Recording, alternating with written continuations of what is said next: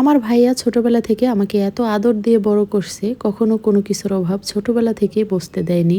আমার হাসির জন্য সবসময় নিজের কষ্টটাও লুকিয়ে রাখে।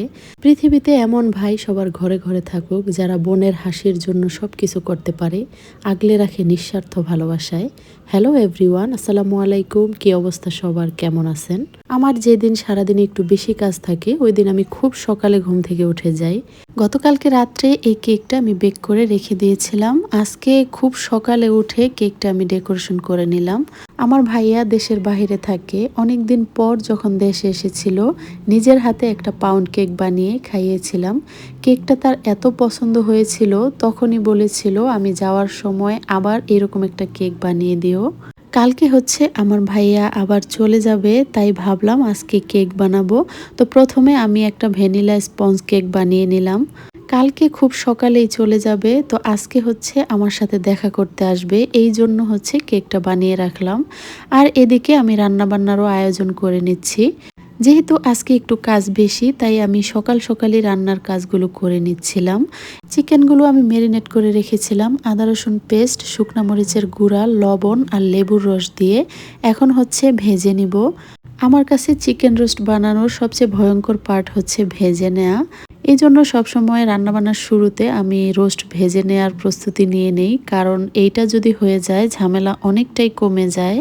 রান্না হয়ে গেছে, আমি পেঁয়াজের বেরেস্তা আর একটু ঘি দিয়ে তারপর হচ্ছে নামিয়ে দিব। আমার রান্নার শুরু যেহেতু জয়েন্ট ফ্যামিলি থেকে, তো অনেক রান্নাই শিখে গেছি। আর যেগুলো পারি না সেগুলো হচ্ছে আয়ানের বাবাই অনেকটা হেল্প করে।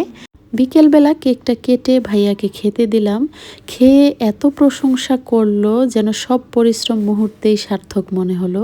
শুধু কেক না, আমি যে কোনো কিছু বানিয়ে দিলে এত সুন্দরভাবে প্রশংসা করে মনটাই ভরে যায়।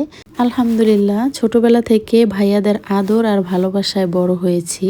দোয়া করি প্রতিটা বোন যেন আমার মতো এমন ভালোবাসার ভাই পায়। পৃথিবীর প্রত্যেকটা ভাই যেন আমার ভাইয়াদের মতো হয়। লিচু আমার ছোটবেলা থেকেই খুব পছন্দ, তো আমার ভাইয়া হচ্ছে অনেকগুলো লিচু নিয়ে আসছিল। তো সারা দিনে খেয়ে হচ্ছে অর্ধেকটাই শেষ হয়ে গেছে। বাকি যেগুলো আছে ওগুলোর ডালগুলো কেটে আমি পরিষ্কার করে রেখে দিচ্ছি। ডাল সহ রেখে দিলে দেখতে খুবই বাজে লাগে। সাথে হচ্ছে কতগুলো তালের শাঁসও নিয়ে আসছে, সবগুলোর খোসা ছাড়িয়ে ডিপ ফ্রিজে রেখে দিব। তালের শাঁস দিয়ে জুস বানালে কিন্তু গরমের মধ্যে খেতে খুবই ভালো লাগবে। তালের শাঁসগুলো একদমই নরম ছিল, এগুলো খেতে খুবই ভালো লাগে। আর এদিকে আমি হচ্ছে আমার ভাইয়ার জন্য 2টা কেক বানিয়ে নিছি। এই কেক 2টা হচ্ছে সাথে দিয়ে দিব। তো যাই হোক, আজকের ভিডিওটি কেমন লাগলো অবশ্যই কমেন্ট করে জানাবেন। ভালো লাগলে একটা লাইক দিয়ে দিবেন। তো সবার সুস্বাস্থ্য কামনা করে ভিডিওটি এখানেই শেষ করছি। আল্লাহ হাফেজ।